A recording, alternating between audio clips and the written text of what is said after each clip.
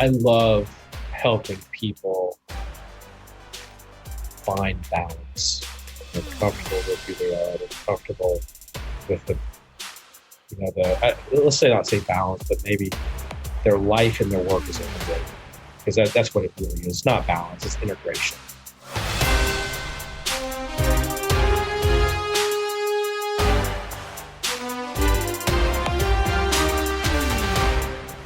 All right, I gotta say that I think I learned how to do this by watching you do this.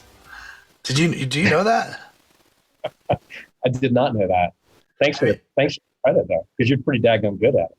Oh, dude, you're pretty damn good at it. I mean, that's so. I am so excited because I've got Rhett Power on our podcast today, and the world's just a funny thing because I remember a good friend of mine, Ellie Carlson's like, you need to go on the Power Lunch Live by Rhett Power when I had my first book, Return on Courage, come out. And I'm like, no. Like, I was intimidated by you. The brand was strong. This is a long time ago, man. I was like, I'm not ready for this. And then if you remember, Rhett, like, I was like, what am I intimidated by? You made it so comfortable. And I think you and I actually spoke for about an hour and a half or an hour before you hit the record button. It was one of those things you're like, oh, shit, we probably should have recorded all of that. Shame on us. You missed some gold, man. We missed some gold in that first conversation. All right. Since you do this for a living, I think you should introduce yourself. Like, who is Rhett Power? What's the Power Lunch Live? Hey, listen, if you were going to do your own open, how would you open it? Daggum, man. You just threw a curveball with me. Hey, I'm Rhett Power. I'm an executive coach. I am an accountability, more specifically, I'm an accountability coach. And I help people, one of the things that we're working on with Accountability Inc. is we're building powerful communities of growth-oriented people. We're creating a movement, really, to help leaders go from great to exceptional in their life and work. And so I'm Rhett Power. I can be your coach. I am your coach. If you want to be, if you want to move from great to exceptional. That was a horrible opening.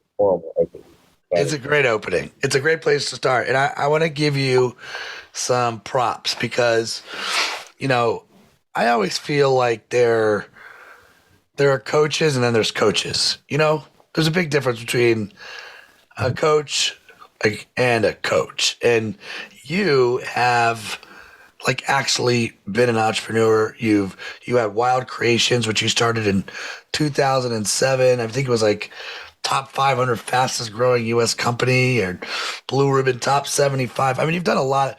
My point is you've actually been in the shoes of a lot of people that you're coaching. And sadly, you see a lot of coaches who you're like, I guess I want to be a coach today. And now I'm a coach.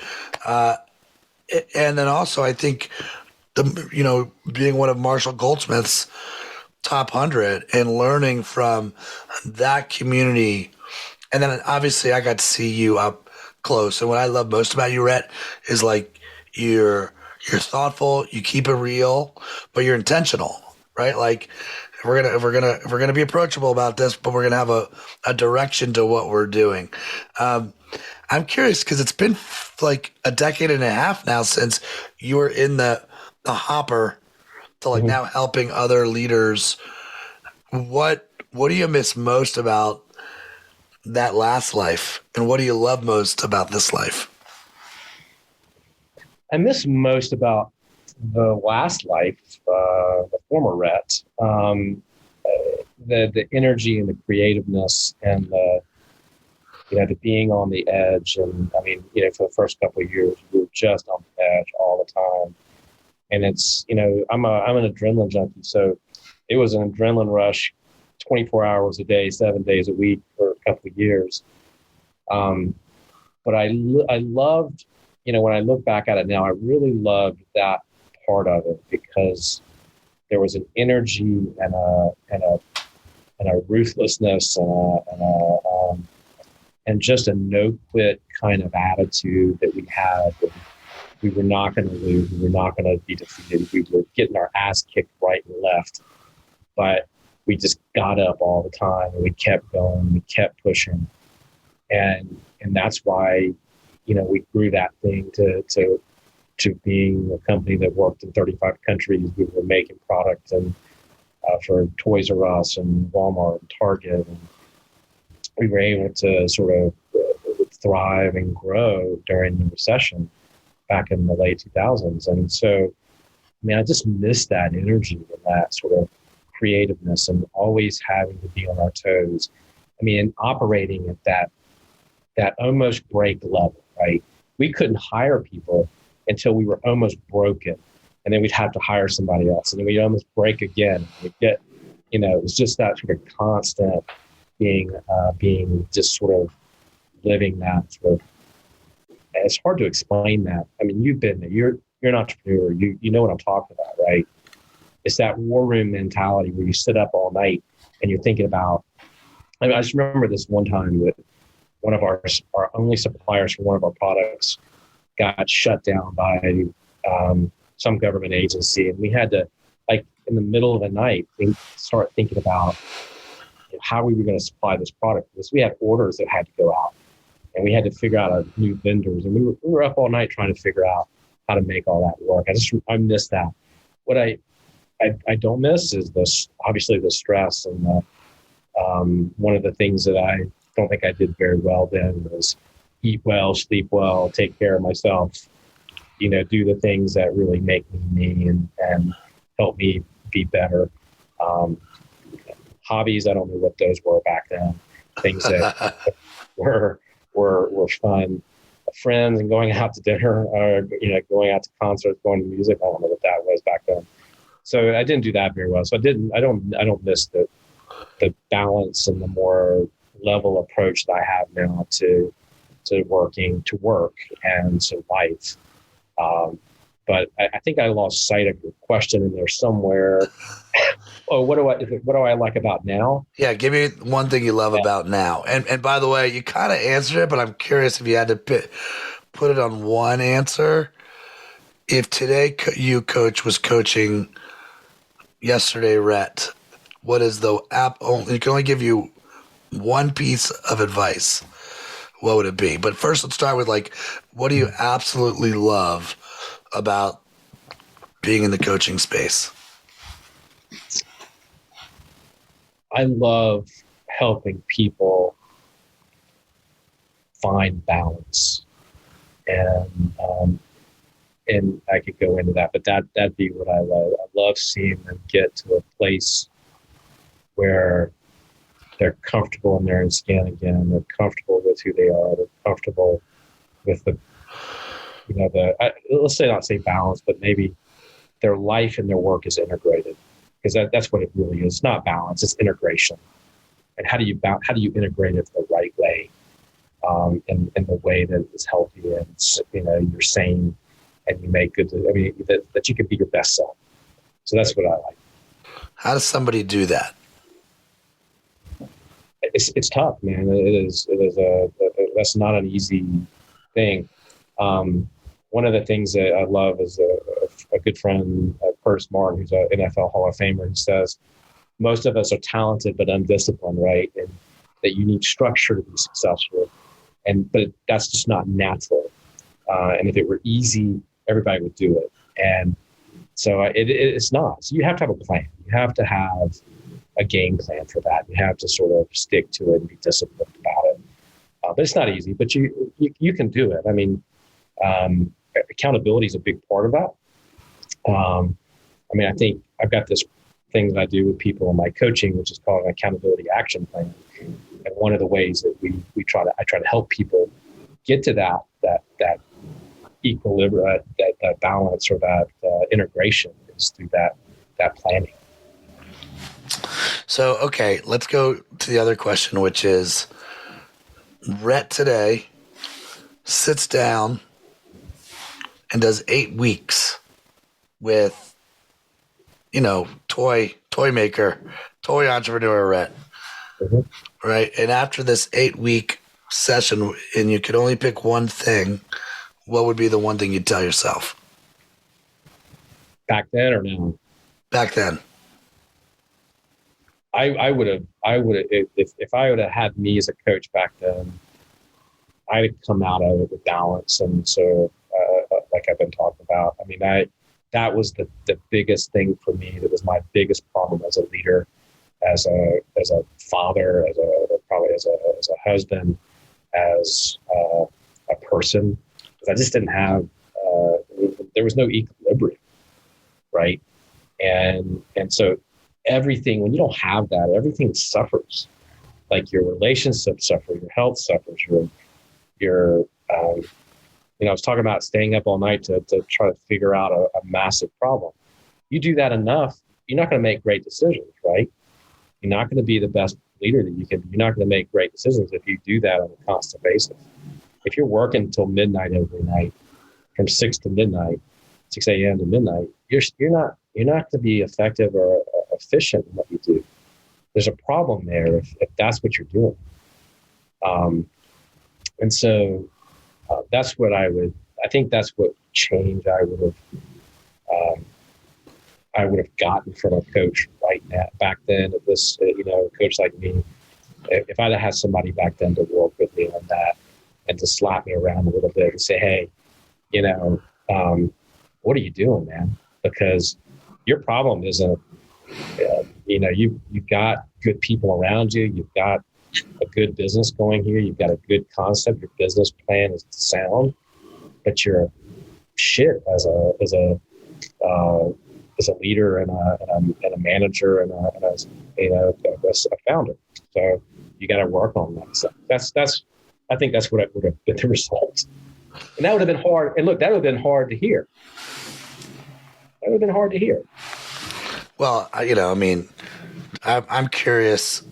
Yeah, this is where I wish I had the slide of coaches 15 years ago versus coaches today is a 7,000% upgrade. And in some ways, it's probably the best thing that ever happened, that we as a people are sort of surrendering a lot more in a good way. And we're seeking mentors, we're seeking help.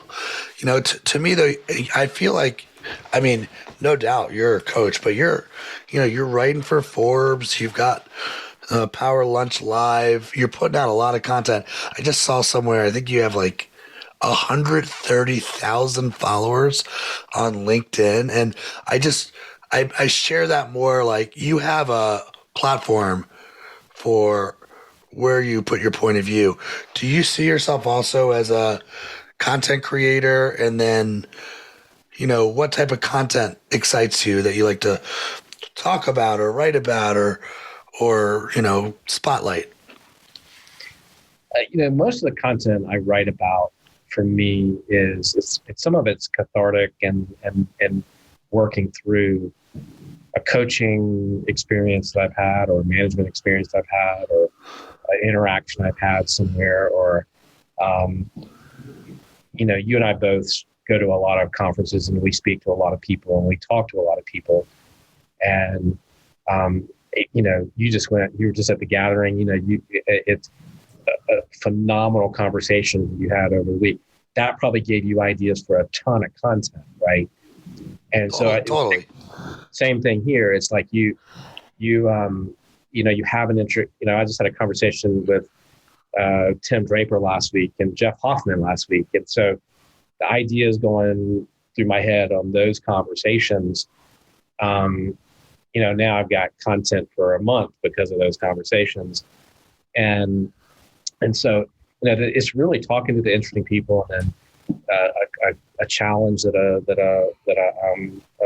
somebody I'm working with has brought up, and they're thinking through it. So I have to think through it so that I have some clarity around what that issue might be. And so that's where that comes from. I'm really excited about this, and I'm working on a new project that we hadn't talked about yet, called the 1%, and it's about people, people like Tim and Jeff and these people that we think of as in the 1% of the economic bracket. I want to interview people who are the top of their game. The presidents of countries and the presidents and CEOs of major corporations and people who, like you did in your book, which I think was fascinating about courage. I want to look at the accountability side, because a lot of these people have a system, right? They have a system for accountability. They have a system that pushes them harder and harder than most people are willing to go. People that have gotten to that level, not only have they got courage, but they've also got, I remember this conversation you and I had with Landon Donovan, where he talked about that drive, right? That sort of unrelenting drive that he had. And I think that's fascinating as to what and where that comes from in these people, and how do they channel that into a system that helps them accomplish. So, it's not hard, man. If you're talking to people that we're talking to, it's not hard to come up with good content. Do you have a preferred, do you prefer to write? Do you prefer the interview? Do you prefer, I don't know, being on someone else's show? Is there a favorite? Stage? Do you prefer stage? I do. I need more of them, but we all. Who doesn't? Who doesn't need more stages? Who doesn't need more stages? No, look, I think all of it's fun. I enjoy this, and I enjoy having these conversations. There's a lot of good stuff that comes out of them. There's a lot of good learning that can come out of these. And look, it's a preferred medium for people today, right? I like video. I like doing these podcasts. I love doing even video podcasts. There's a tremendous amount of love to do it. You can get a lot of content from it. I cut my stories up into, I cut my podcast up into stories. I use them for newsletter posts. I will use them for podcast. I use them. The live show gets turned into all kinds of stuff. So, but yeah, I like doing it. I don't really care what medium it is. Look, we all need a stage. One of my mentors, Marshall Goldsmith, you just mentioned him a few minutes ago. He tells me all the time, look, you can have the best content in the world. You have the best book in the world. You have all that. But if you don't go out and tell people about it, and if you're not willing to go out there and sell it and talk about your ideas and share your ideas, nobody's going to know you, and nobody's going to care about what you have to say. And nobody's going to listen to your voice. So, thank you for the thought. Thank you for the. Of course. Yeah. Amen. No, and it's like, as you said, I found myself in Banff this past week, talking at the gathering, and it was, I'll tell you what, killer, right? Well, it was killer, but it's funny. So this is in the spirit of being vulnerable, right? Since this is the Courageous podcast and all that. So I see the lineup come out, and at first I'm like day 3, 9 a.m. and I'm like, shit, like, great. Like, there goes all my bar time. Cause I want to make sure I'm first of the day. I want to make sure I'm ready to roll, and I'm on like the last day. And then I think what happened also is Scott O'Neill, who's like a badass sports executive. I think he had to leave early, and he got shifted to day 2. So, and Stephanie, I spoke virtually last year. So Stephanie Thompson is like president of the gathering. She's amazing. She's like, I've seen you do your thing. You've got the main stage. You've got it at 9 a.m. And she's like, and probably like 50% of the place is going to be hungover anyway. You'll do great. I'm like, okay, cool. I got it. And in some ways, I personally toggle between, oh my God, I'm now more comfortable on a stage than I am off a stage. Wow. Right? Because if my purpose is to make sure that I'm transferring knowledge, not just sharing it, I could do it from there. And I enjoy the opportunity to do it in a Ryan Berman way. And then the second is the exact opposite. All my anxiety is now coming before the stage. Like that, the day 2, I did not go to the conference because I so wanted to honor what the gathering is all about. The actual concept is about inspiration and making sure that, it's not silly. It's just, are you taking people on a journey? And you don't know what people are dealing with. I don't know if they're dealing with personal life, professional life. And so my anxiety was all on Thursday. And from like 10 a.m. till 10 p.m., I didn't even, I kid you not, Rhett, I didn't realize it until I left the stage. I didn't eat. I just looked at my presentation over and over and over again because I wanted to make sure that I had like delivered for them. And then Friday after, like crashed, like was a zombie. The battery was on empty, but felt like I felt like I did what I was supposed to do from that stage. So that is by far now my number one is, and maybe it's also to be. I don't know if you feel this way, but like, you know, and we should talk about the action chats that we did, but like because we were so virtual for so long, when we finally got everyone back together live, that the energy of that and the gathering does an amazing job on production value. It's just like they get it. They completely get it. And so I just absolutely loved it. Hey, do me a favor. Can you share? All right, I guess I should set this up, right? So you know, Rhett, our time together is a 3-act play, right? Like act one was, like I said, an introduction, and I came on your show and we realized that, you know, it's simpatico. Like we like each other. Right. We were in the same camps. Our logic is the same. We want to be approachable. And then it kind of graduated to act two, like, oh, we should do something together. Let's figure out something to do together. And it started with a book, which we don't need to talk about today, but a book is coming that Rhett and I are working on. But then it graduated to these courageous action chats. And why don't you sort of explain it from your lens? Why did that seem to work for you? What was it? And why did we launch it? I think, you know, we were working in the book, I think, during when was it March of 2020, right? 2020. And then the pandemic hit, right? And I think you and I were sort of thinking about our network, thinking about people that we love, people that we care about, people in our sort of circle of friends and people that we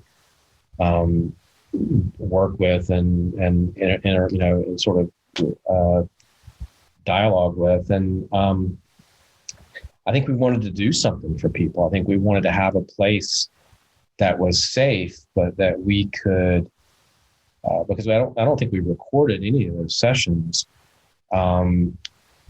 And I think we wanted a place for people to come and vent and be able to talk, and for us to bring on people who were interested in having real conversations about stuff that was going on in society, because we were not only dealing with the pandemic then, but we got deep into Black Lives Matter and the George Floyd and the politics of what was going on at the time, and with Trump, and we got into all kinds of stuff and hard stuff.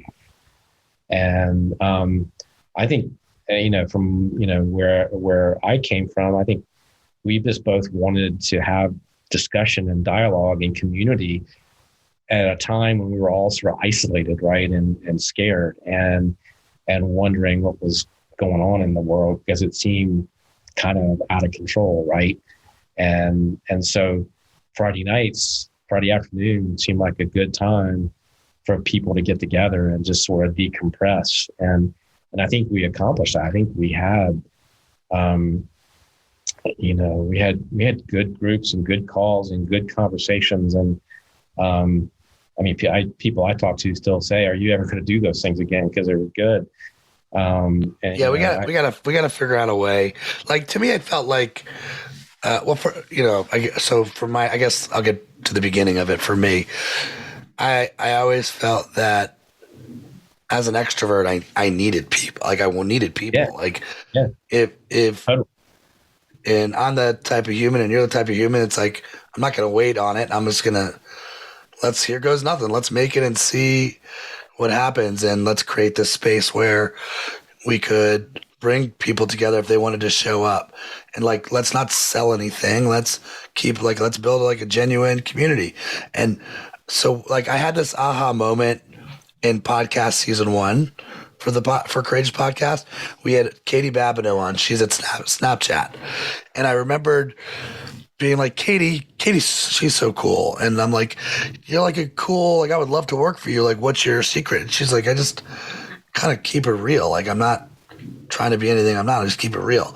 And I'm like, kind of dawned on me that it's sort of sad, but true that telling the truth is an act of courage today. Like, just telling the truth is now an act of courage. Like, there's so much BS, there's so much politics, that's where we're at. And so fast forward to the action chat. I think we just wanted to keep it real and create a forum. And obviously, you know where we ended, but where we started, we did start recording them. I think we thought, oh yeah, I think because I think we thought it was gonna become like a brand, and that we wanted it to market it. And then the more we realized that there was a bigger purpose, and that just by recording it may sort of force someone not to talk because of what they were going to say.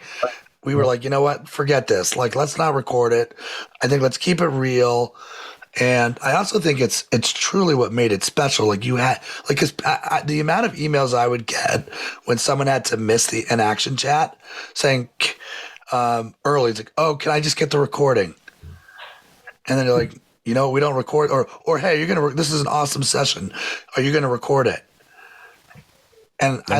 I like that we made the decision to go, you know what, you got to be there. You have to be in the room, and you're spot on. There were waves, and like great story structure too. We would go heavy into Black Lives Matter, and then, you know, we'd be like, All-Star game. Let's go get some sports people. Right. Let's break this up a little bit. Concert. Or let's have a musician on and play some music. Emily Wolf, she was amazing. Unreal. So I think, and then I'm going to give a shout out to Chris Dyer, who's also in leadership space. He wrote Remote Work, and he had reached out after because we did a full year of action chats, and about 2 months after, and like life happened, and just, you know, life. Yeah. You're busy, I'm busy. It's not personal. It's like Friday nights became real hard when things opened up again and travel started again and life started again.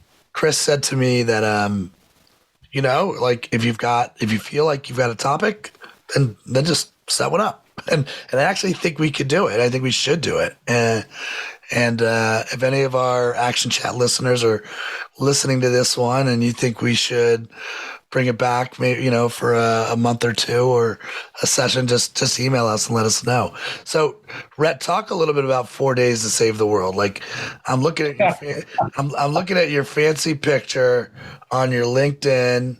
You look good, man. You look sharp. Well, the jury is out on that. Oh no.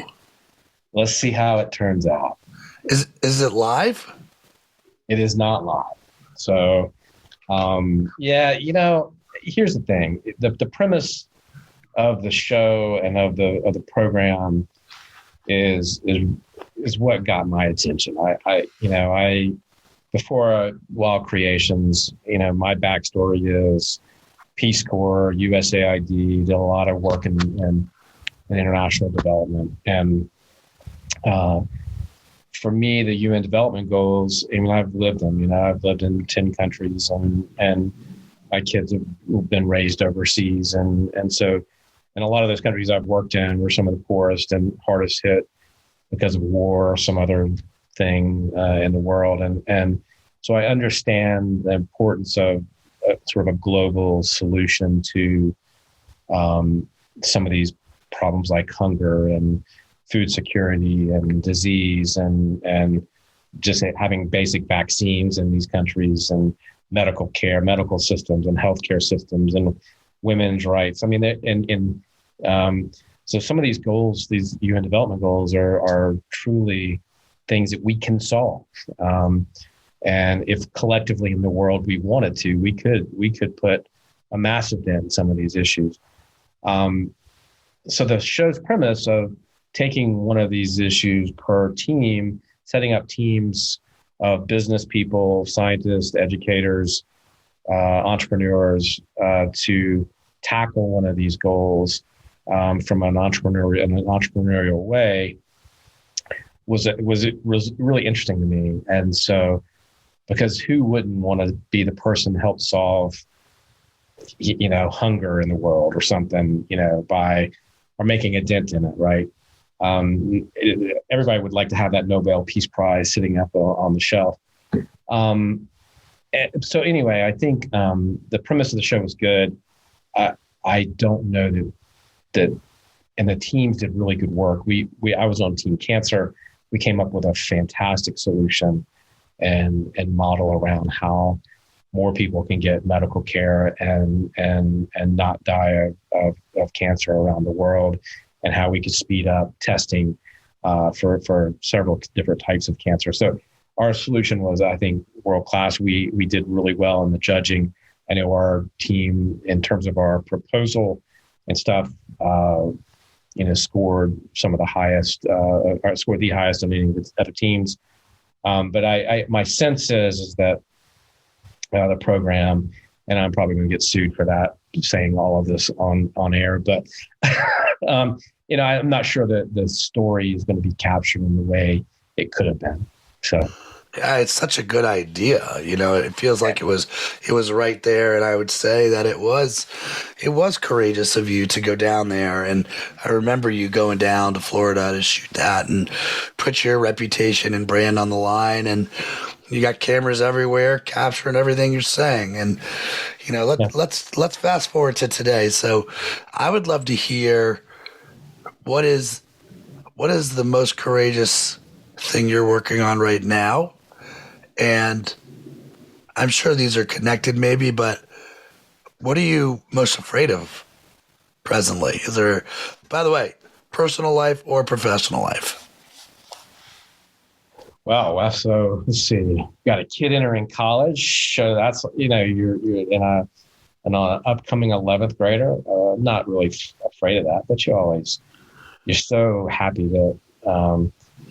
For my oldest, he's going on to the next stage of his life, but as a dad, you have all kinds of worries about that too, because you're slowly losing that influence, right, and that slowly losing that control. I think fear.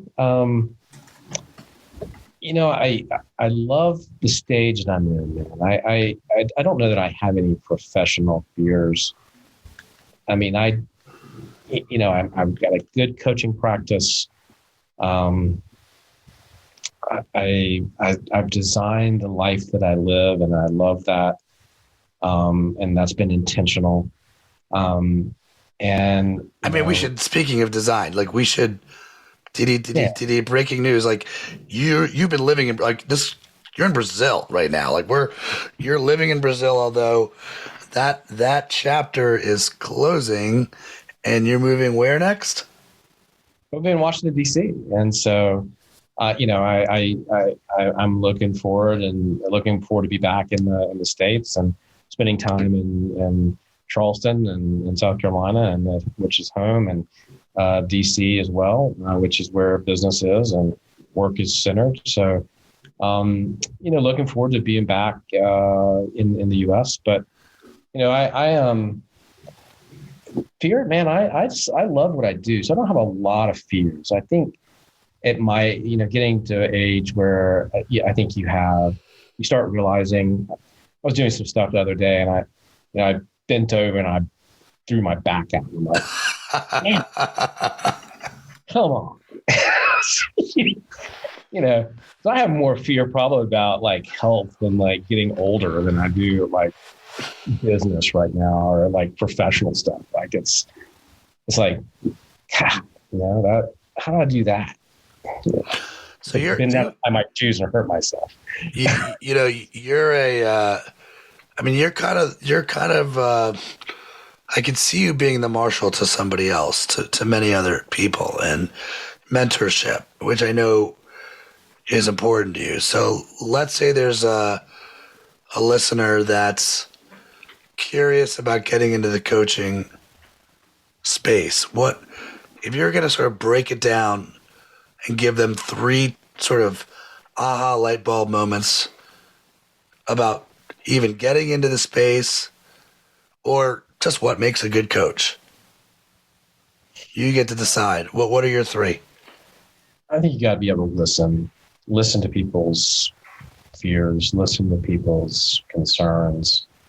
I think you've got to be able to put people at ease and make them feel comfortable. I kind of don't know if I can stop at 3, Ryan, but you got a 5. And then I think you've got to. I think it really helps to have some experience and to have been there, to have built something, to have built a legacy of your own, and know. A lot of the better coaches that I know, they've built something. They've been the CEO of Best Buy, or they've been the CEO of this or that, or they're founders and they've had 3 exits for 3 companies that they've started. They've done stuff, and so they come from a place of experience and calmness.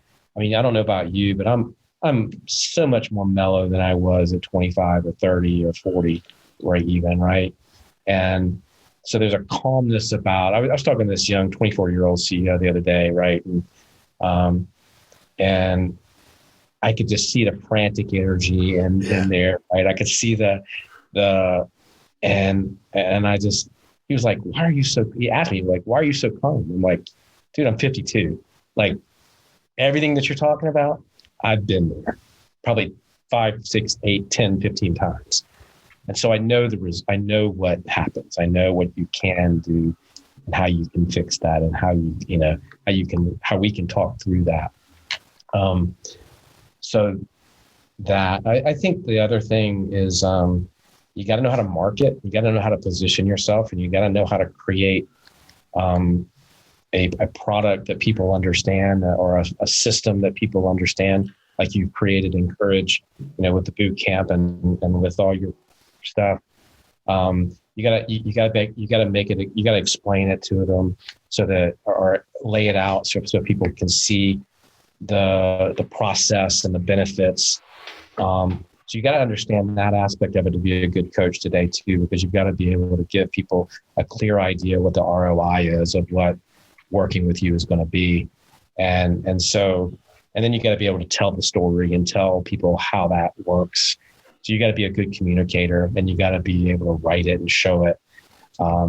So I think that you got to have those elements too. There are a lot of coaches that really, really struggle. They may be very good coaches, and they actually have made very good experience. But if they can't put all the other elements together and tell that story and get it out to the world, then they're going to be, they struggle with getting clients and booking, and getting engagements. So I think those are the really critical elements of it. Well, man, it's so good to see you and catch up. And I feel like I've been running around, my head chopped off, and you've been running around with your head chopped off, and excited to just see you and catch up. And I think we're going to finally get back on a little routine here to do a little bit more of this. And let's figure out, let's figure out an action chat before the world goes on summer vacation. We just got to pick the right one. But we could have one in April, and we could have one in May. Well, so. It's April 25th. It ain't happening this month, but maybe right. April 2023. But let's figure it out for sure. Love you, man. Thanks so much for coming on the show. Rhett Power, everybody.